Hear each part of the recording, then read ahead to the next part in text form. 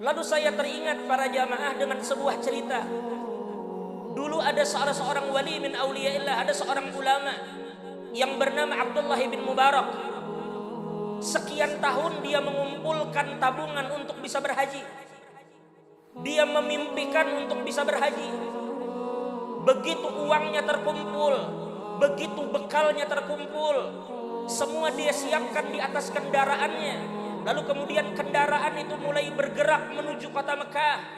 Lalu di tengah jalan beliau melihat seorang perempuan yang sedang menarik seekor bangkai dari binatang. Jadi entah saat itu ada kambing atau binatang, yang mana binatang itu bangkai. Lalu perempuan ini mengambil bangkai dari tempat pembuangan sampah. Itu ketika beliau melakukan perjalanan untuk berhaji. Maka beliau menegur perempuan tadi. Beliau katakan, wahai ibu, kenapa jadi pian mengambil bangkai? Lalu perempuan itu mengatakan, ujar perempuan itu, aku ambil bangkai ini untuk aku makan dagingnya. Lalu kemudian Abdullah bin Mubarak memperhatikan ini perempuan menutup auratnya, berarti dia muslimah. Tapi kenapa memakan bangkai? Lalu dia berkata, wahai ibu, sesungguhnya di dalam agama kita bangkai itu haram untuk dimakan. Maka jangan ibu memakan bangkai. Lalu ibu tadi tidak menggubris kata-kata Abdullah bin Mubarak.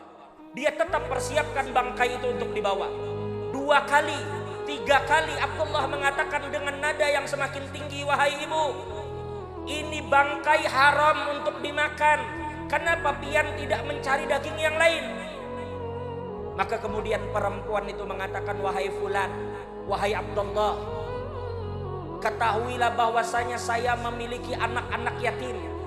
Saya seorang janda, saya memiliki yatim yang selama 3 hari ini anak-anak saya belum makan. Dan saya tidak menemukan sesuatu untuk saya masak terkecuali bangkai ini. Maka Abdullah bin Mubarak terkejut mendengar seorang janda yang memiliki 3 anak yatim yang belum makan 3 hari dan mereka bersiap untuk memasak bangkai. Lalu kemudian Abdullah bin Mubarak mengikuti ibu tersebut.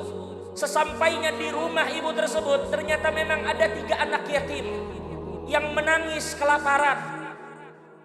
Melihat itu maka Abdullah bin Mubarak memutuskan tekadnya. Beliau dengan bulat mengatakan kepada ibu itu, wahai ibu, maka ini saya membawa bekal, semua bekal ibu ambil.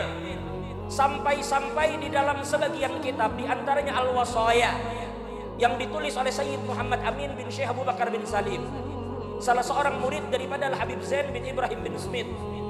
Beliau mengatakan di dalam kitab itu bahwasanya Abdullah bin Mubarak bahkan meninggalkan kendaraan dan semua yang ada di atasnya. Dia katakan, wahai ibu, kendaraan ini dan semua yang ada padanya itu milik ibu.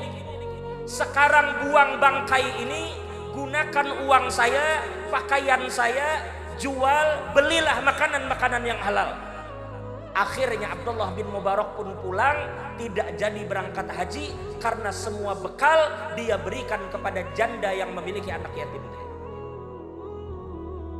Ternyata setelah berjalan waktu berminggu-minggu, berbulan-bulan, tibalah masanya orang-orang pulang haji. Maka di saat itu ketika orang-orang pulang haji, ternyata orang-orang yang pulang itu masing-masing di antara mereka itu jaka bahasa Banjar, beelang ke rumah Abdullah bin Mubarak. Sesampainya di rumah Abdullah, wahai Abdullah, mudahan haji kita mabrur. Ujar yang seikung, Abdullah, mudahan haji kita mabrur. Jadi Abdullah mengatakan, ujar sidin, mudahan haji ikam yang mabrur. Ujar mereka, kada, mudahan haji kita yang mabrur. Ujar Abdullah, kada, yang tulak itu ikam, aku kada jadi tulak. Ujar mereka, Abdullah, pian jangan begayaan. Di mana pian kada tulak?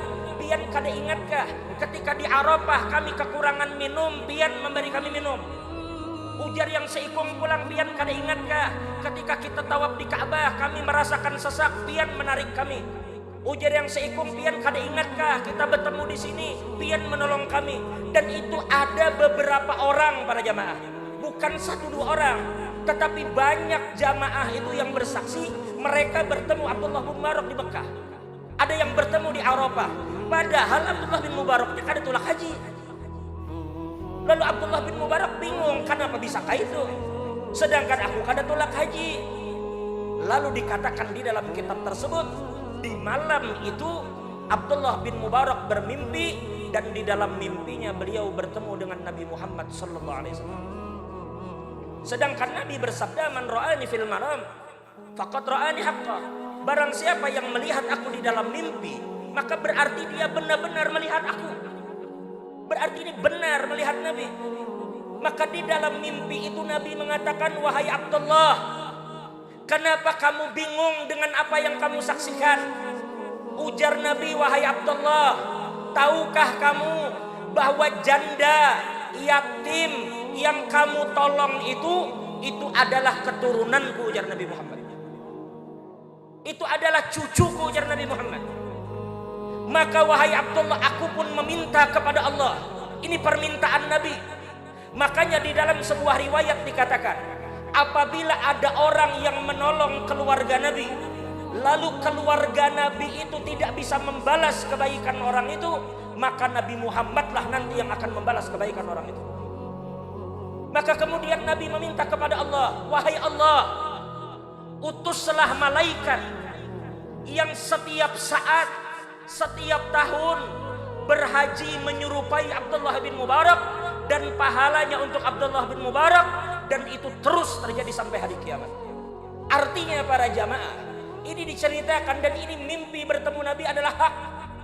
Artinya tahun ini orang corona, tidak ada corona sepanjang tahun sampai kiamat, maka akan ada malaikat yang berhaji untuk menghajikan Abdullah bin Mubarak dengan keberkahan beliau menolong dan membantu keluarga Nabi Muhammad sallallahu alaihi wasallam.